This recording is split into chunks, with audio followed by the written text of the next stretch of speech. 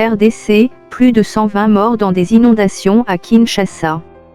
220 personnes ont péri mardi à Kinshasa dans 2 inondations provoquées par une pluie torrentielle, selon un bilan provisoire communiqué dans la soirée par le gouvernement. 2 communes de la capitale ont été durement touchées par ces inondations. Celle de Ngaliema qui a enregistré une 60aine de morts et celle de Mongafula avec au moins 30 morts. La désolation est grande à Kinshasa où les activités ont tourné au ralenti ce mardi, même après la fin des pluies.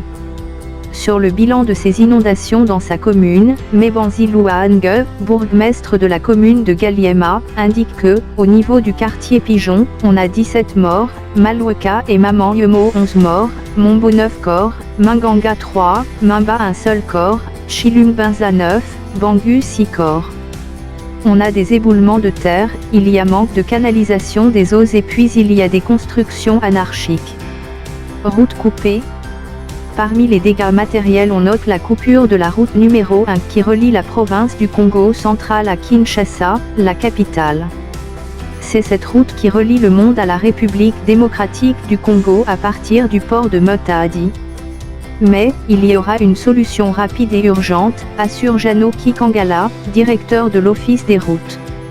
Les conséquences de cette catastrophe en rapport avec la coupure de la route ont rapidement interpellé les autorités de la République et l'évaluation est en train d'être faite pour une solution rapide et urgente. On ne sait pas prédire le temps nécessaire pour la réhabilitation de la situation, mais les autorités sont préoccupées par cette situation. Le gouvernement accusé. À l'issue d'une réunion de crise, le gouvernement a décrété 3 jours de deuil national à partir de ce mercredi. Lazare Kanyonda, un des habitants de Kinshasa, interpelle cependant le gouvernement après ces inondations qui ont fait plus de 120 morts. C'est une catastrophe naturelle mais, il fallait prendre les dispositions et prévenir. La ville de Kinshasa n'est pas entretenue parce qu'il fallait chaque fois entretenir les caniveaux, curer les rivières et ainsi de suite.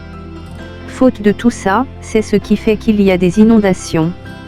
Nous sommes pendant la saison pluvieuse.